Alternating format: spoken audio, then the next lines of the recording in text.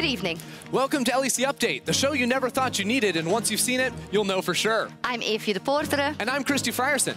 It's been a crazy few weeks here at the LEC. Not that you would know, since you thought it would be cool to go CSGO for a bit. Well, obviously, I've still been keeping up with the LEC. Oh, well then fill us in on everything we missed. Gladly. Well, 2020 is not off to a good start, frankly, for anyone. The world is falling apart. There are a million problems. Global warming, EU West was down yesterday, automation is making millions of jobs irrelevant. I'm starting to get worried about my own job. I mean, the last 2 weeks we had a machine host the LEC, and it looked so lifelike. But that all pales in comparison to what I'm about to say. G2 went 0-2 and lost to Schalke. Now, G2 is a team that usually sets records, and that didn't change last week. They just set a different kind of record. With a scoreline of 0-7, Caps set a record for most deaths at 15 minutes in LEC history. To bring us more on that, Yamatocannon is standing by at the G2 Gaming House. Thanks, Christy. I'm here at G2 Esports Cyber Athletic Arena. I caught up this morning with Grabs, and after a devastating 0-2 loss, he was clearly very agitated. They say they're not going to change anything at all, but are taking the week very seriously, planning to run it back. Now back to you. Okay, thank you, Indiana. G2 are doomed. Well, anyway, last weekend was Valentine's Day, and much like how you couldn't find a date, Vitality also couldn't find a win. They did bring back an old ex, though, Steelback. And while he's role swapped to support, many were confused to see that his damage dealt looked exactly the same as it did when he played ADC.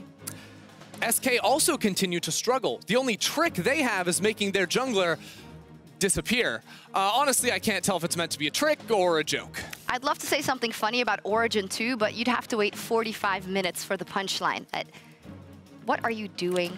Oh no, I'd just rather watch paint dry than another Origin mid-game.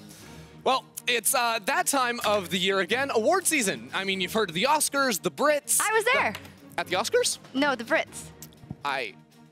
Medic just told me to put that in. I have no idea what that is. Anyways, none compared to the prestigious event held right here in the LEC studio. Inspired by Rasmus Winther's twin brother, no, not the good one, it's the Craps.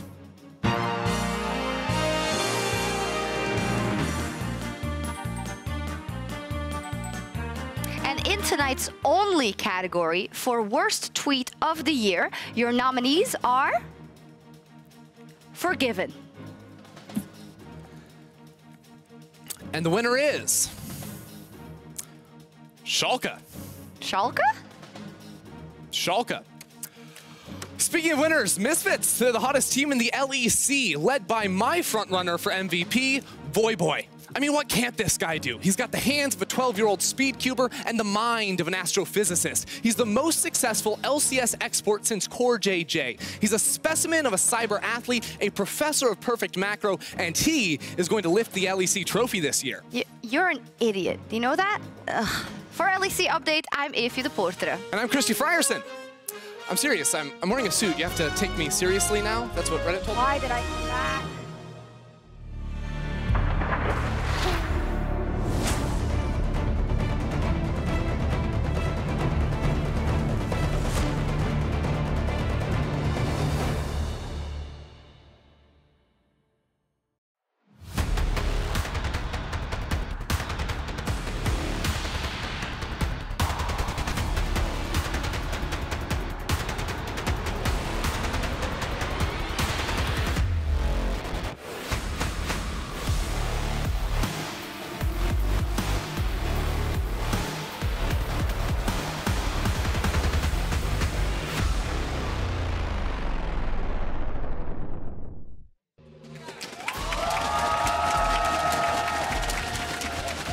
Welcome to Berlin, Germany, home of the LEC. The past few weeks, we've seen a new wave hit the league, and Misfits Gaming and Mad Lions are leading the charge with some massive upsets. We'll see the young lineups rather face off later today in the Battle of the Rookies. And in Ready Check, we'll take a closer look at all things crazy, including Karthus in the jungle. Where did he come from? Are we going to see more of him? We will see. And we also want to check in with who your mid-split MVP is. Now, we'll tell you tomorrow who we have in mind, but we want you to share your mid-split MVP or the candidates at LEC on Twitter. Go tweet up a storm and we'll see what is up. So yeah, mid-split MVP, it's it's already crazy that we're already halfway in the split. I don't know where all the time has gone, and it's getting crazier week after week. Yeah, I mean, we just continue to see upsets last week. A ton of players come out that we just didn't really have a lot of anticipation for. You know, so many rookies really performing well. I'm just excited to see how much further they can go. Yeah, I had to come back to stabilize everything because things are so crazy. I think to echo that sentiment that Ender just put on, it's like, you know, we're midway, halfway, you know? But we don't know anything yet. Anything can happen, and that's what you want from a league, right? I mean, right now there are 2 teams tied with G2 at the top of the standings, so like, I don't know, we'll have to see. Yeah, you said it already, tons of upsets last week, and if you missed anything, no problem. Quick Shot has got you covered. Thank you very much, Sharks. The first round robin concludes today. Each team in the LEC will have done battle with every single opponent in the league. And right now, like the analyst just said, it is not crystal clear who the best team in Europe truly is. The battle for first is wide open. It's going to be absolutely no surprise to see G2, Fnatic, and OG in the running. G2 and OG are tied at 6 wins and 2 losses, while Fnatic are hot on their heels at 5-3. Is anyone surprised to hear that? No, but this isn't the entire picture, because Misfits, Mad Lions, and Rogue are seriously in the discussion for who will claim first after 9 games of play. Misfits surprised the world on their 6-game winning streak. Mad Lions and Rogue have shown they can compete against the best in the field, and these 3 teams are joining Fnatic, G2, and OG tied at either first or second. Misfits sitting in first with G2 and OG, Mad and Rogue joining Fnatic in second. Only 1 game, meaning 1 win or loss, separates all 6 teams. There are 6 teams competing for first after 8 games. It's bonkers. But while the battle for first features the top 6 ranked teams, you might think the playoff picture is complete, and that's simply not true. There are 4 teams that I have not yet spoken about, and 3 of them are not likely to join the race just yet. But 1 team can. XL Esports made enough preseason changes to get us excited, but now they need to show me and you and everybody else something more if they want to contest the other 6. The LEC is in this fantastic situation because these new players are stepping up. These new teams are showing that they can challenge the old guard and secure the wins they need. And last week saw some of the biggest upsets in European history. Let's take a look at them. Misfits took down the undefeated, defending LEC champions G2. This group of rookies, who mostly come from regional leagues, with an imported ADC and a washed-up mid laner, took down G2. They are now on a 6-game winning streak, and we are all wondering where the fairy tale is going. Mad Lions' dominant win over Fnatic only builds on the expectations that they can compete against the strongest teams in Europe. Kazi stepped up against Reckless, and Shadow had a massive influence in their win. But it is their only win against a team above them in the standings. Today, they face Misfits to find out who truly belongs on top. Schalke picked up their first win of the split against the defending champions as well, and with a new AD carry in Axe. It was Odo Wamne that stole the show on his Aatrox. But for Schalke and Odo to join the race with the rest of these teams for playoffs, a lot more of these wins need to happen. At this stage, it is impossible to predict what will happen. It feels like everybody can beat everybody, and in the end, who do you think will win? That's what we're here to find out. Thank you so much for that quick shot. Now I feel like I'm also completely caught up, but indeed so many upsets. So I would like to open the floor to a bigger conversation about the state of the league, our expectations, and how some of those expectations have been overthrown so far. When we look at the standings, G2 Esports, Misfits, excuse me, and Origin are standing at the top of the table, and that in itself is already a surprise. Yeah, like one of those is not like the others. You expected G2, Fnatic, OG to be at the top of the standings, but Misfits have come really out of nowhere and won their last 6 games in a row, and I just continue to be impressed by what we see from this team. And I'd like to start, Yamato, with Misfits and with Mad Lions. Mad Lions, of course, the rebranded Splice, a bunch of rookies. Same story for Misfits. How is it that these are the teams that are surprising us so far? I think what's so unique about these rookie rosters is for the first time in forever, we have the support and the jungle really stepping up. Usually when we have rookies, it's AD carries, mid laners that are popping off and making crazy things happen. But this time around, the intelligence side of the gameplay is coming in there through the rookies for the first time in forever. Yeah, and it's nice because we always talk about this. There's so many rookies, you know, people coming up through the regional leagues and whatnot, but the proof remains in the pudding. It was very serious for the proof in the pudding, but it is the case, and it just speaks to the tradition they have and the talent in Europe that we have. Yeah, and I mean, you saw so much of that, I think, from Misfits in their game against G2. You talked about jungle and support. You had, you know, Denik absolutely smashing caps in the bottom lane. You also had Razork on the jungle Echo 2 really showing up, and I think it wasn't just exclusive. Like, yes, those players super showed up, but I think Misfits just have really solid teamwork right now. They have a lot of players with something to come in and prove, and you're just seeing how they control vision in their games and play out through their lanes. They've really got what it takes to make an impact here. Yeah, and they got the best of G2 as the first time to do it last week, and that brings me to G2. We have to talk about them. We're always singing their praises, but now it's a different story, Yamato. 0-2 last week. Bad performance for Caps. Where are we landing on G2? Honestly, I don't want to jump to conclusions too fast. There's always a question mark. Oh, G2 is trolling, they're just relaxing, they're taking it loose in spring. Always these questions. There will be a point in time where these questions be like, they won't recover. So in this regard, I want G2 to step up. I hope that the beast is awoken. Yeah, I mean, the elephant in the room, right, is Caps, and especially that performance against Misfits. And yes, he absolutely ran it down, but I don't think you can look at that one game where that wasn't like an AD carry making mistakes. That was just Caps pretty much trolling in the game, dying so many times. So to me, I say he did that a couple times too when he played in the mid lane. Don't discount the first 3 weeks of play where he looked really good, but do question some of the other mistakes G2 made as a team. I think that is a great point. We see it there. We're not writing him off on the basis of 1 week of performance, but what Yamato brought up there, I also have the inclination to say, hey, it's G2. They are going to bounce back. My fear is when that doesn't creep into the players, you know, and we've seen where that can lead. Now, I don't think they're going to be the team to let it go. I saw Jankos tweeting, for instance, this is going to be a 2-0 week. I think they'll have practiced very hard, specifically for this week. I hope so. I hope so. The question with Caps is, can he play more champions than the Senna? Because the Senna got nerfed. That he was a phenomenal Senna. Aphelios looked rough. Had some good games, had some bad games. I want to see maybe a Misfortune, maybe some of the other traditional AD carries, maybe some APs. A bigger champion pool for Caps. That's what I want to see. Yeah, and I look sort of larger picture for G2. How are they actually playing out their games? Because there were still a lot of really good moments in those games, you know, where they were fighting back, where they play side lane super, super well. But the big flaw I saw on this team was getting really aggressive looking for picks in the enemy jungle when, like, there wasn't even objectives on the map. So they were just sort of throwing themselves around looking for kills, and that sort of loose, sloppy play isn't going to fly later in the season. They need to clean that up. A couple of other teams I want to talk about. First up, Rogue. What are we thinking? Are they actually performing at expectation, above, below? What do you think? I think how all the analysts spoke about Rogue, including me, we expected this trajectory. Rogue is on the up and up, they're improving. I think the only flaw that they need to fix, that they're always compensating with like 2v3 team fights, 2v5 team fights at Nash with Finn and Larson, is they need to improve their fight selection.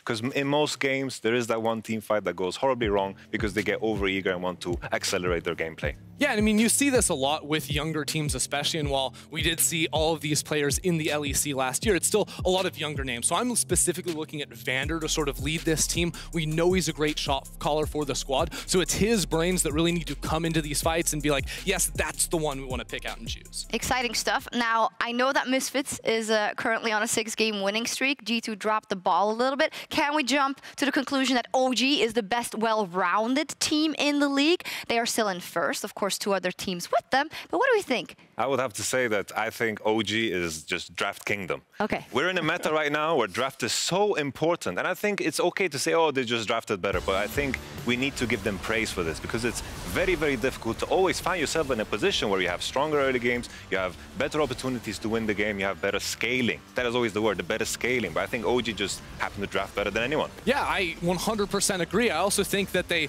take very few risks as a team as well, which sort of feeds into this idea. If you are going to win in the 5 vs 5, play for for that. There are some things that I still think this team can improve on. How do they play through side lanes? How do they win games outside of just going for the slow domination over a game and going for these team fights that I think this team will be able to grow into and improve throughout the season? Yeah, I think that's great because we've seen this from Origin before. You know, they've played a final as well. And then we were talking about the same things. They have their game plan. They have their draft planned out to a T. It's just that we have to keep seeing the evolution because otherwise it might not be enough once again. I think their weaknesses are glaringly obvious. And I think the coaching staff and Origin as a team, they have enough experience, enough good players, high-level players that can easily attack this issue because we're talking about them, that mid-game. They get upset when we talk about it, their mid-game, and I think they also know it. Final notes, is there anything we haven't talked about, Ender, that is jumping out to you about the standings? I mean, honestly, like, apart from, like, the Schalke big upset win over G2, like, nothing is really out of line. I think you could also maybe bring up an Excel in here, too, for a lot of veteran names on this roster to be getting beat out by teams like Mad Lions and Misfits. This is a squad that was put together with the intention of making playoffs, and they quite haven't been able to find that mesh. Right now, they're on the outside looking in, and they still have a way to go. Yeah, so we're talking a lot about Origin. They are in first place now, but tomorrow they will truly be tested as they are up versus Fnatic in our match of the week.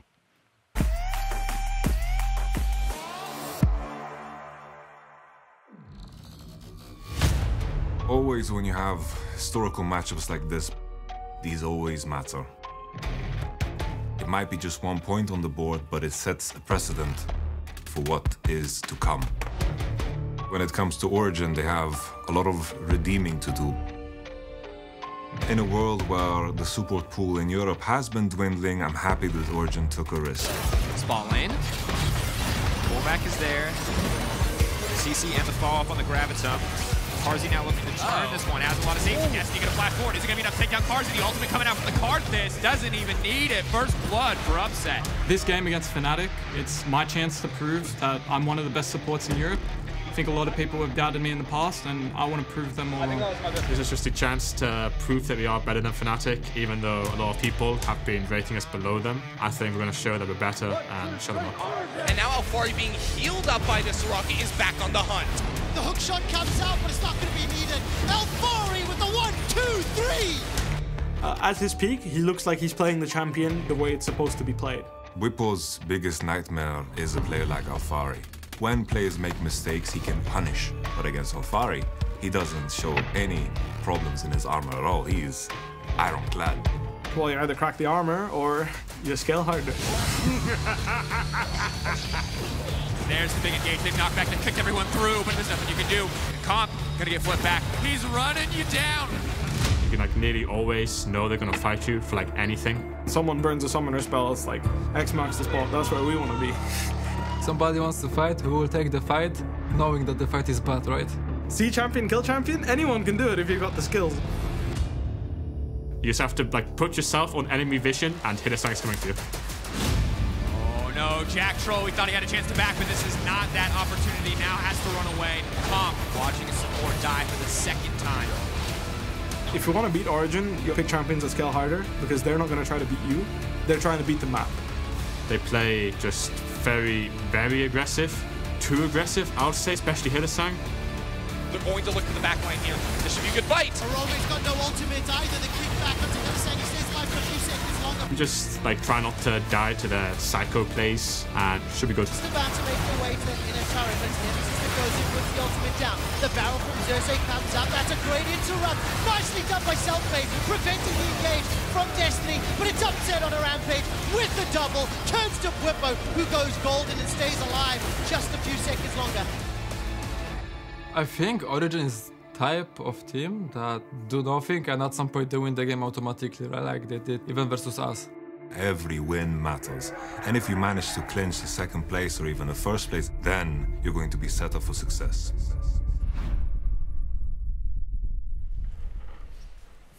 Got goosebumps off that, especially also of that last line. And it is so important because if you beat a team like OG if you're Fnatic, or Fnatic if you're OG, that's a huge boon for you in the standings, as well for your confidence going into the later stages of the season. Yeah, I mean, you also have to consider the head-to-head between these two teams, with Fnatic already dropping a game and how important it is to get those high seedings come playoff time. So this is a big win for Fnatic to try and pick up. For sure. I was kind of worried, you know, with the words that were being said in the match of the week, you know, saying like self-made, like even if it's bad, we're going to fight anyway. If I'm a coach and I hear that, I'm like, no, please.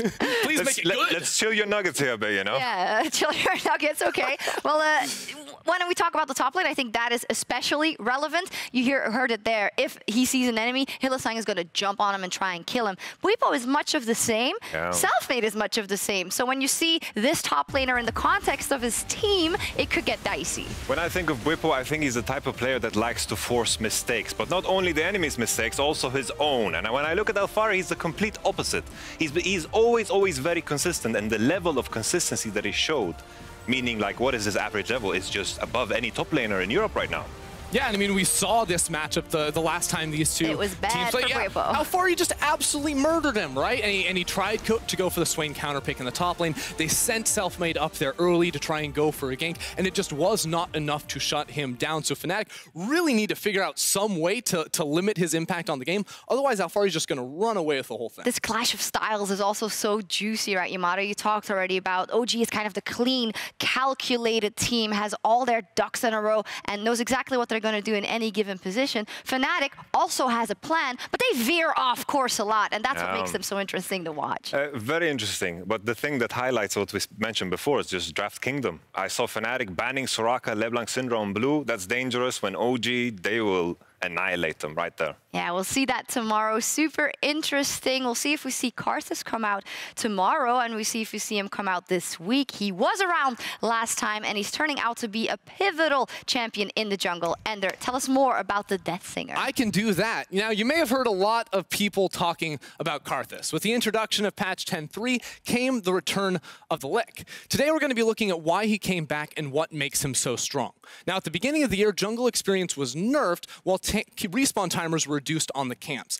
Expectations were that this would be a positive for champions like Karthus, who love to farm, but it actually had the opposite effect. For a lot of junglers, ganking and getting kills was the best way to get EXP, rather than just sitting in your jungle and farming. This meant that Karthus couldn't keep up with the high-impact early-game junglers. On 10.3, however, some EXP returned to the camps. Now, as a power-farming jungler, this is very important for Karthus. He wants to get level 6 as fast as possible, and then level 11 as fast as possible, and level 16 as, well, you get the point. Karthus's impact doesn't come from trying to snowball the lanes. It comes from having a global ulti that can change the course of a fight in an instant.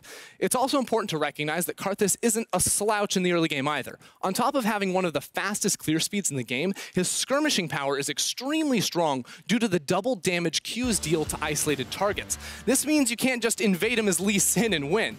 In fact, sometimes the opposite is true. In Origin's game against Mad, Xerxes invades the enemy jungle on the top side at level 1. Now, why could he do this? Well, a Rek'Sai at level 1 can't stop the wave clear and damage that a Karthus brings, and was therefore forced to give up his top side. For a mage in the jungle, Karthus is actually someone you have to respect at all stages. And he's relevant at all of them, but his most impactful gameplay comes the later he gets into the game. Some would say that's late game, but a good Karthus player can get to level 16 the same time as laners do, or even sooner if he borrows some minions from his low econ laners. His ulti in the late game can win fights single-handedly with its ridiculous scaling and global impact. Now, Karthus also brings AP damage to a comp, which is nice in the current meta because it opens the pool to allow for AD mids like Yasuo, Qiyana, and Set to be played, who are all very strong. Now, Karthus is a champ I expect to see more of in the coming weeks, so release your mortal coil. Your time has come. Join the chorus of death and hear my song. I sing the word of death. It is written, die by my hand and rise anew. In the end, only the dead shall remain. Good stuff. I thought you were actually going to burst into a chant. Well done. Why no voice acting? In the dead, only... Wait. In the end, I see I messed it up. In the end, only the dead.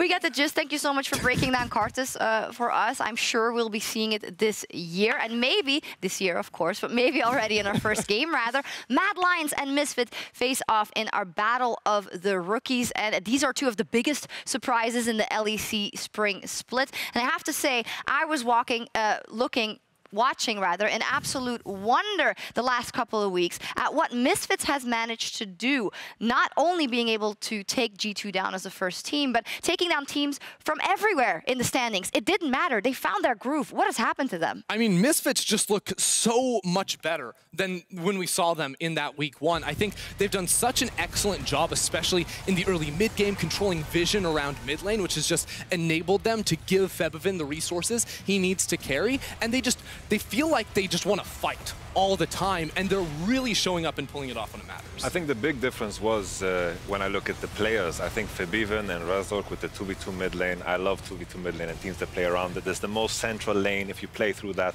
most of your early games are going to be secured. And then the transition into mid to late game is always very, very clean. They manage to take the leads to victories because their team fighting is on point. Yeah, their teamwork, is something we have talked about for this team. And I think that another player that really feeds into that doesn't necessarily get the amount of praise that he deserves, because let's be honest, there's some bigger names on this roster. Like Denik in the bot lane has been absolutely pivotal on his engaged type champions, the Rakan, we all remember in that game against G2. He is constantly finding the windows to find fights, and it is such a good look for the new player. I think I would like to add as well that even though, we watch him play against Misfits, we watch him win a couple of games, it's very, very dangerous to overhype them, because I think even though through the bot lane, they won that game against Caps, I think we need to keep in mind that this was on the top of a lot of mistakes. Yeah, I think this is nice because we're in here, the story and Misfits are in there, and you with a level-headed coach experience as an analyst, don't overhype anyone. We have to see. And we'll see more in this game as well. And in the jungle,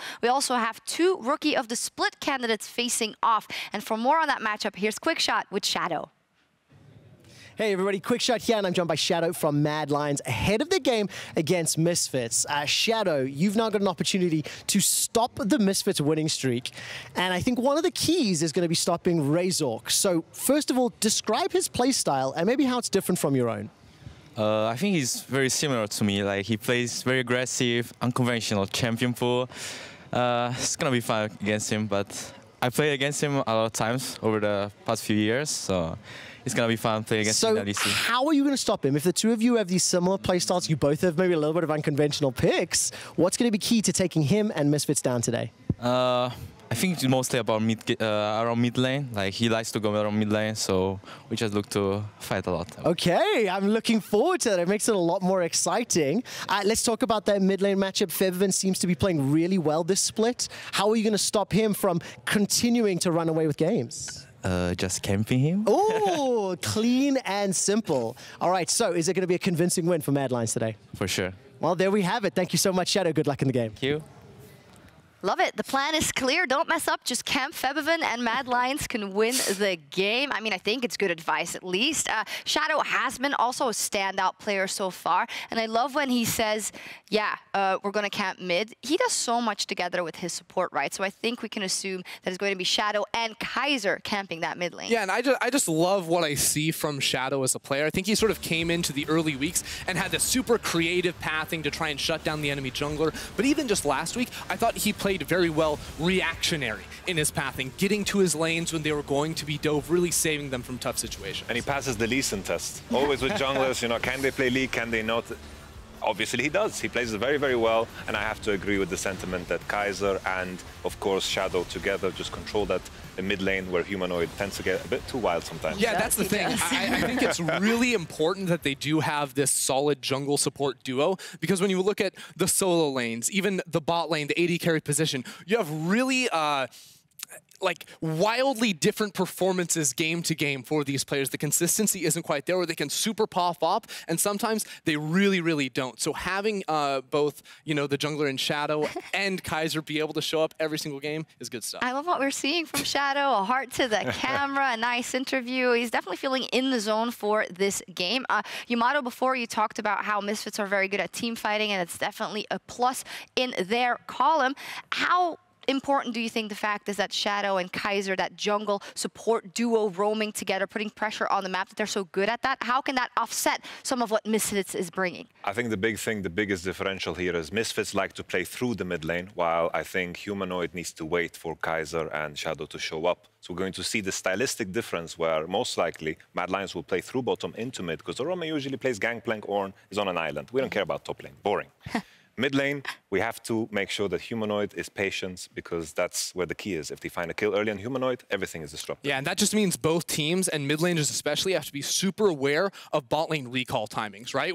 If one of those supports can get back before the other one, you have to look out for mid lane plays. Otherwise, the game could just blow up. And so much to think about for all these rookies on stage today. So who is it going to be? Cheeky prediction from you, Mad Lions or Misfits? Look, Misfits are so hot right now. I think they're just going to be able to continue to ride this wave. I'm not with you. Mad Lions. Ooh. I'm a believer in numbers, and having 3 on mid lane is better than 6 just 2. 6 in a row isn't good enough? I don't know. Oh, that's just standings. Who cares about standings? Mad Lions are going to take it. Kaiser and Shadow, bring it home. All right, let's see what happens against all odds. Misfits and Mad Lions have taken down some of the best teams in the LEC, and today the young lineups go head-to-head in the battle of the rookies.